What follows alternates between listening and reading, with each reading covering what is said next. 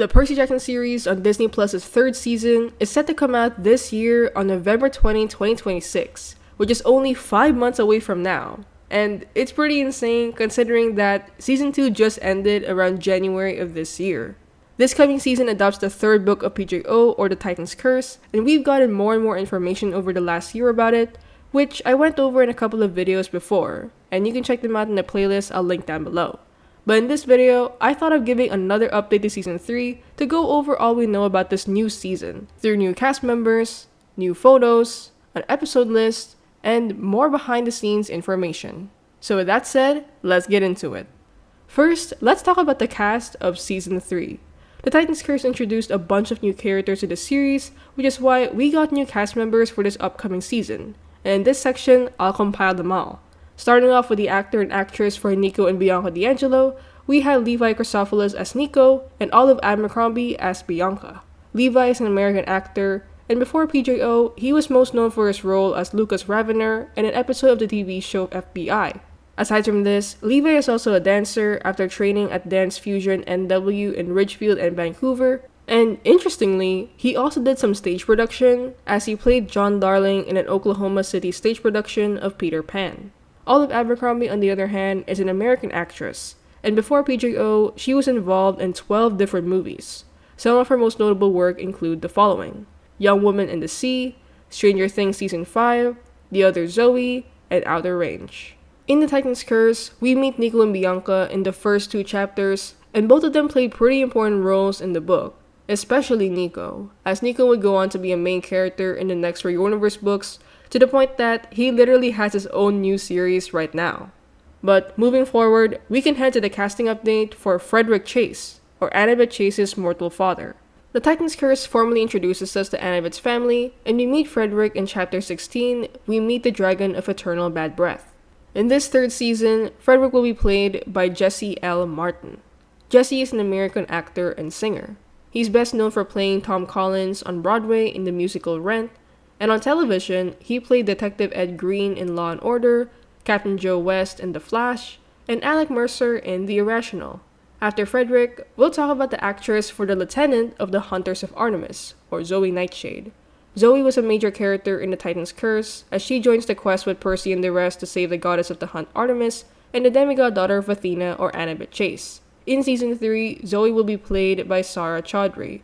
Sarah is a Canadian actress, and she's most known for her roles in television series like Holly Hobby and The Mysterious Benedict Society. Aside from this, she has done animation work like The Curse of Clara, A Holiday Tale, and The Breadwinner. And speaking of the hunters, let's head to their goddess, Artemis.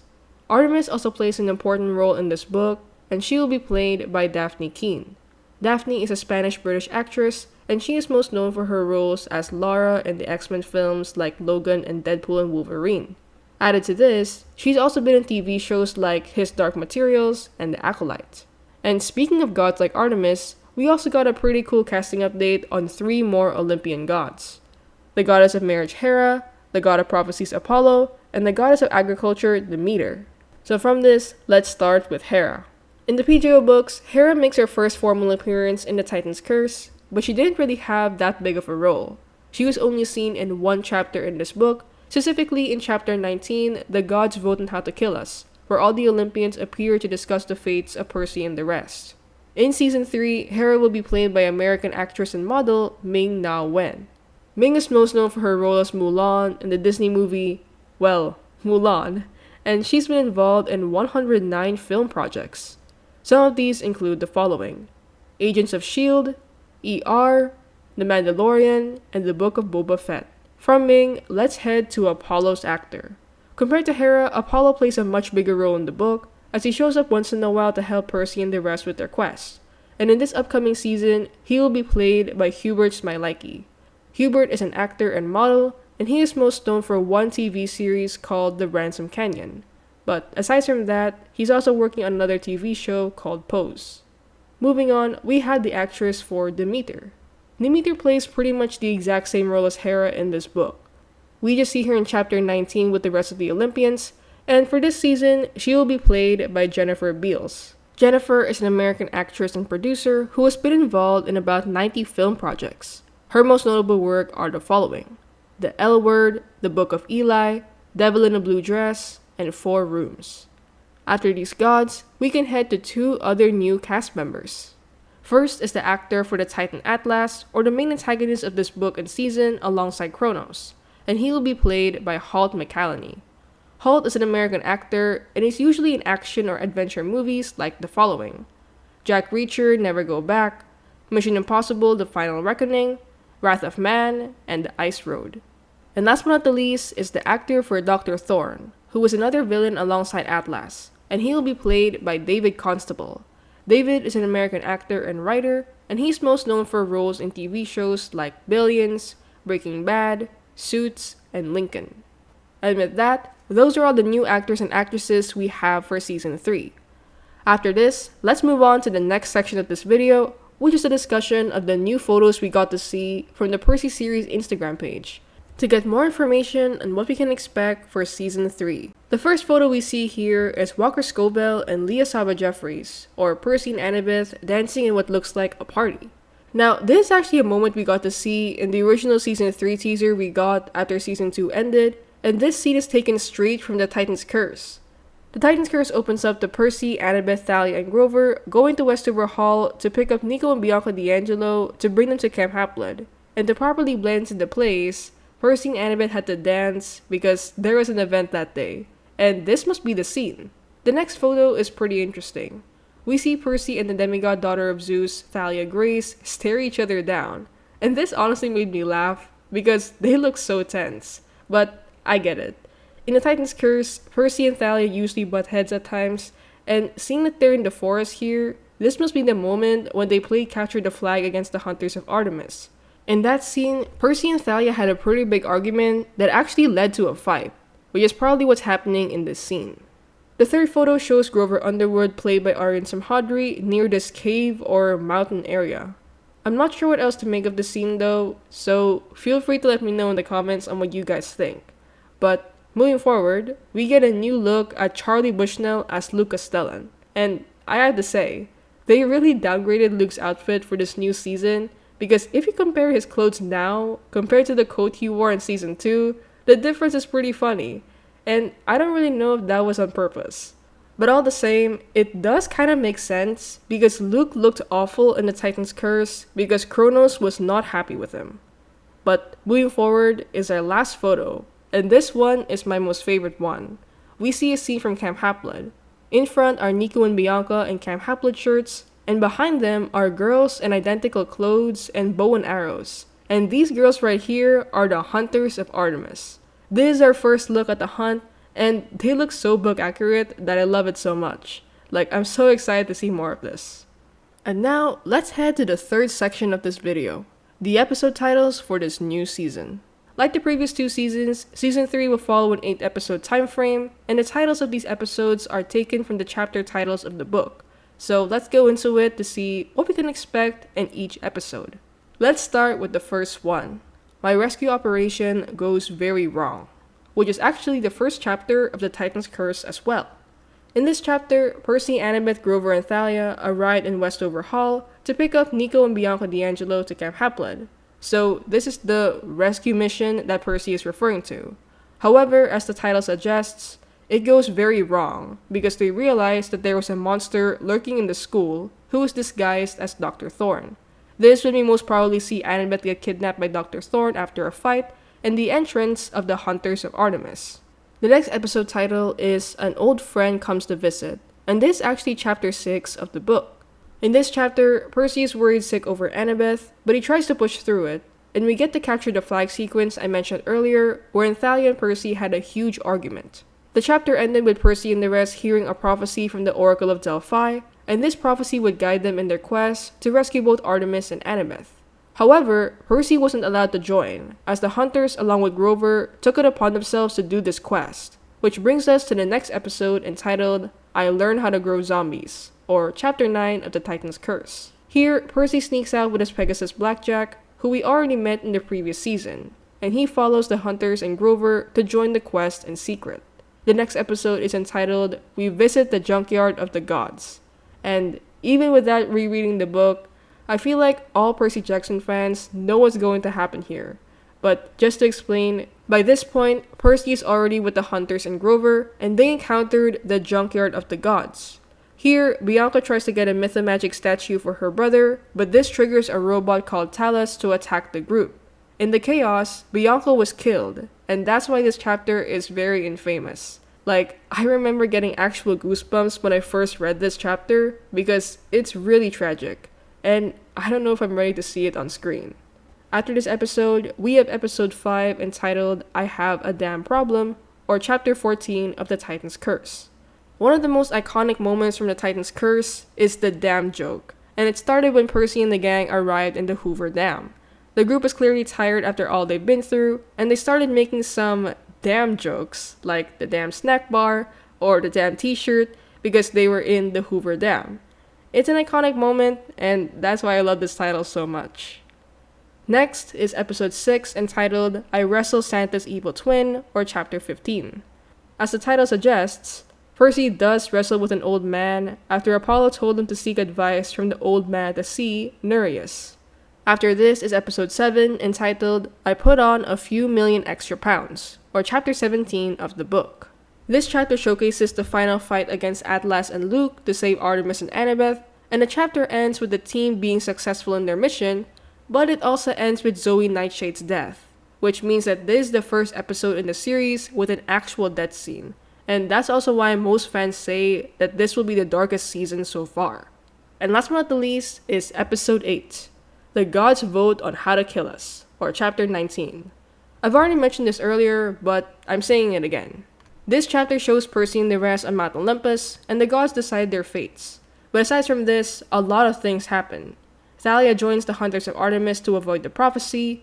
Percy and Annabeth continue the dance that was interrupted in the first chapter during the party.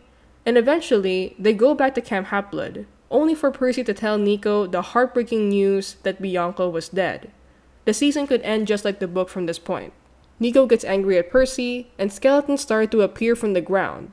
And from there, Nico runs away from camp for months, not wanting to talk to anyone. And Percy realized that Nico and Bianca were children of Hades, meaning Nico might also be the demigod of the Great Prophecy, or the prophecy that foretold of a demigod child of Zeus, Poseidon, or Hades, who would one day turn 16 and make a decision that would either destroy or save Olympus. And that's how the book and season could end. So at this point, let's head to the final section of this video through the behind the scenes info we recently got from Entertainment Weekly. Just recently, they released an article entitled Walker Scobell and Percy Jackson and the Olympians EP Warren Season 3 is the darkest yet. People are dying exclusive. And let's go through it together. As the title suggests, many of the people behind the scenes like Walker have been saying that Season 3 is the darkest season, mainly because of the new villains, monsters, gods, and as I mentioned earlier, we actually have death scenes in this season, which is why Entertainment Weekly has called Season 3 as the most dangerous adventure thus far. In Walker Scobell's words, it's definitely our darkest season yet. When you're reading the books, the first, or the Lightning Thief, gets you into it. And then, the Titan's Curse is when it really hooks into the meat of the story. Added to this, Walker also said something pretty interesting. He said that Season 3 starts with a quote-unquote tiny time skip that will shed light on how Percy is handling the return of Thalia Grace after she was brought back to life with the Golden Fleece last season. And, spoiler alert, it isn't going well. And they're right to say that. As I already explained, Percy and Thalia usually argue in this book, and Walker talks about this in the article, saying, "It's difficult, because I think Percy and Thalia are so similar, they fill the same spot in the team in a way. Whether it's Grover, Annabeth, or Tyson, they fill that same area, so they're constantly fighting." This is pretty accurate because he pretty much said something Annabeth had said in the Sea of Monsters book. There, Annabeth had told Percy that Percy and Thalia are eerily similar, to the point that they would either be the best of friends or the worst of enemies, so I think that's why Walker was trying to point that out.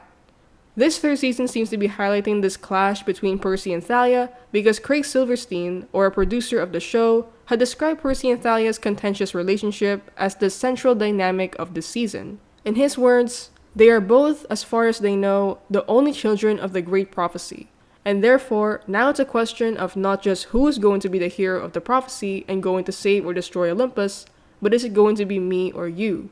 And you throw into that mix that they don't really know each other, and that the one person who connects them is Annabeth, and Annabeth is taken away, They both care about her. They're both not sure about each other, but they had to stand shoulder to shoulder and figure out how to work with each other. Interestingly, the article then shifts to how Percy would have to confront his fatal flaw and step into Annabeth's role as the voice of reason, since in this season, Annabeth was mostly absent after her kidnapping. Craig adds to this, saying that in this season, Percy is trying his best to be the responsible one instead of the impulsive one, since Annabeth isn't with him.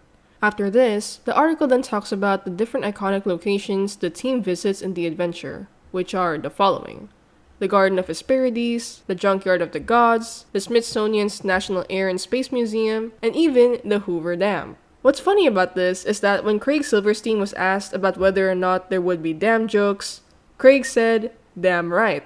So this is just confirmation we'll actually get that iconic scene in this season. From this, the article talks about the adventures Percy and the rest will encounter, especially with the many monsters the team meets in the Titan's Curse. Walker also talked about this, saying that there would be big and impressive fight scenes in Season 3 to really highlight how much Percy has grown as a fighter. In his words, "This time, I'm not just totally getting thrown around, I'm fighting back." It feels like a really realistic action movie and a fantasy with awesome, big, and unrealistic fights at the same time. And it works, so I'm really happy about that. Craig Silverstein agreed with Walker, as he said that this new season will have a more mature tone for its plot, fight scenes, and even creature designs. He even said that there would be more blood this season compared to Season 2, and how the team was always trying to calibrate how scary the audience can handle things, especially since they'll be showing a pretty scary Manticore already in the first episode, which makes me very excited. From this, the article then talks about Nico and Bianca D'Angelo. Craig explains how their stories really impacted the season, and they especially tried their best to manage and adopt the scene of Bianca joining the Hunters of Artemis.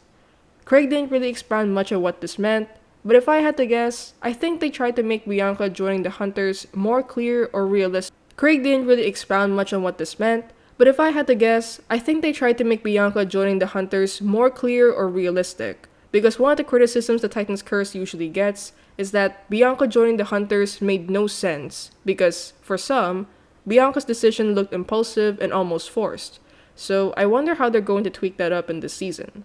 But speaking of the D'Angelos, Craig also talked briefly about Nico, and explained how they added some surprises with Nico's character that would make sense to fans who've read the whole series. And I'm already excited. Nico is one of my most favorite characters in the Riordanverse, and I would love to see more of him in this new season. The article then shifts to talking about the Olympian gods we'll get to see in Season 3, especially with the throne room scene they adopted from Chapter 19, The Gods Vote How to Kill Us. Walker talks about the gods, and says how Percy's relationship with the gods isn't really going well, but that he thinks eventually they would be going to his side. Speaking of the gods, the article highlighted something that I didn't really expect. They talked about the relationship of Thalia and her father, the king of the gods Zeus. In Season 2, the show changed or tweaked a couple of parts of the book, but the most insane change had to be when they revealed the truth about Thalia turning into a pine tree. In Episode 8, we learned that Zeus had turned her into a pine tree as a punishment for going against them, which is a big change from the book, because in the book, Zeus turned Thalia into a pine tree to save her from Hades' monsters. So with this different tone, fans like me were curious as to how they would continue the story. And we kind of got an answer here. In this article, it said, the impact of that decision, or Zeus turning Thalia into a pine tree for her punishment, helps to further raise the stakes that Thalia might make a different choice on whose side she's on rather than simply swearing blind loyalty to Olympus. And this is interesting, because in the Titan's Curse, Thalia swears her loyalty to the Hunters of Artemis to remove herself from the prophecy, but through this, she also swore her life to a goddess. While in the show, Thalia was betrayed by a god. So this creates a really odd dynamic that, honestly, I'm still trying to understand it. But Craig Silverstein tried to explain it further, saying, what it does is dial up terrific, really powerful, memorable scenes in the book, like when she, or Thalia, has to pray to her father. Praying to her father when she isn't on best terms with him just makes the scene that much more powerful. So that's what they're trying to do, is just activate the dynamics that are in the book and push them even harder. This is interesting, because Thalia does pray to her father once in a while in the Titan's Curse, but this was because in the books, Zeus had saved her from monsters Hades had sent, which is why it makes sense why she would ask for his protection. But this is not the case in the show. So I wonder how they're actually going to incorporate it, but I guess we have to wait and see. The article ends with a pretty exciting tone. Craig tells us that after season 3, things will not be the same. The Titans like Atlas would finally make their appearance, and that this is where the conflict or the war will officially start. And that's how the article ends. Originally, I wanted to end the video here, but Disney Plus surprised me again by dropping a new teaser for season 3 through a video entitled Percy Jackson and the Olympian Season 3 Curse Teaser. It's just a 29-second clip, and let's go through it. The teaser centers on arguably the most iconic moment of the Titan's curse. Percy carrying the way of the sky, or the quote-unquote Titan's curse, as this was Atlas's punishment from the gods. Like in the book, Percy holds up the way of the sky here, and it's clear that it's not an easy task. In this video, Percy's voiceover talks to us, saying, "It was my choice to hold the weight, the Titan's curse. I knew the risk." And as the camera pans out of Percy's face, we see a pretty good look of the place around him, which, as we know from the book, must be the Garden of Hesperides where the final fight happened. As Percy continues to hold the Titan's curse, he said this last chilling line. "But if I needed to sacrifice myself to save the world, to save my friends, was it really a choice?" And then, the trailer ends with a new intro for the logo of this season. It looks incredible. And just to explain quickly, the reason why this season is themed white with snow is because this season takes place in the winter solstice. So I just love this detail. And overall, that's everything we know so far about season 3. So how about you? What do you guys think of this upcoming season? Let me know in the comments down below.